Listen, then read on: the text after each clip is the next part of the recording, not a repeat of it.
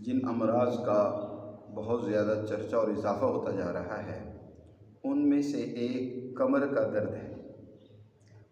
خواتین میں تو یہ بہت کثرت سے پایا جا رہا ہے، بہت سارے مرد اور خاص طور پر نوجوانوں میں بھی یہ تکلیف دن بدن بڑھ رہی ہے۔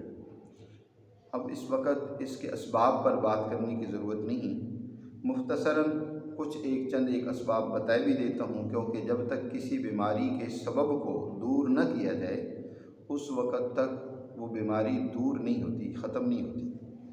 اس کے اسباب میں سے ایک بڑا سبب تو در حقیقت ہمارا لائف سٹائل ہے کہ ہم جو ہے کرسی پر بیٹھنے کے بڑے عادی ہو گئے۔ کرسی پر بیٹھنا، اس طرح گاڑی کا بکثرت استعمال کرنا، اور اس کے ساتھ یہ ہے کہ ٹینشن، خواتین خواہ مخواہ کی چھوٹی چھوٹی باتوں کو اپنے ذہن پر سوار کر لیتی ہیں۔ اس ٹینشن سے یہ تکلیف بہت زیادہ بڑھ جاتی ہے، اور اسی طرح نوجوان جو ہیں وہ اپنی طاقت و قوت بھی ضائع کر بیٹھتے ہیں، جس کی وجہ سے ان کی کمر میں درد، اور خواتین میں ایک سبب یہ بھی بنتا ہے کہ لیکوریے کی شکایت ہو گئی، یا اسی طرح مینسز کے پرابلم ہو گئے۔ تو یہ وہ اسباب ہیں جن کی وجہ سے کمر کا درد بڑھ جاتا ہے۔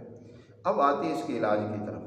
بہت ہی سادہ آسان اس کا علاج ہے، دوا کی دوا، غذا کی غذا ہے۔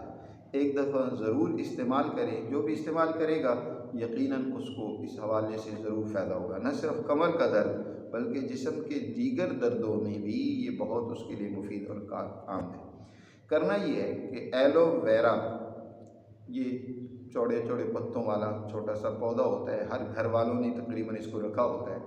ایلو ویرا لے لیں اور اس کو باریک، یعنی اس کا اوپر سے ایک باریک چھلکا اتار کر اس کا گودا لے لیں۔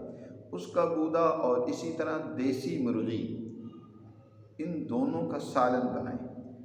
جی، اس کا سالن بنا سکتے ہیں، یا دیسی مرغی کا گوشت الگ کر کے کیما بنا لیں۔ تو ایلو ویرا اور اسی طرح دیسی مرغی کے گوشت کا کیما، اس کو لگاتار آپ 15 دن استعمال کریں۔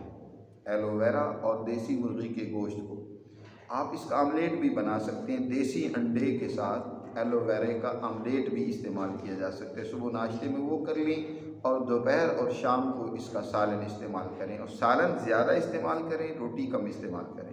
انشاءاللہ 2 ہفتے لگاتار استعمال کرنے سے آپ کو اس تکلیف سے ضرور چھٹکارا مل جائے گا۔ دعاؤں میں یاد رکھیں۔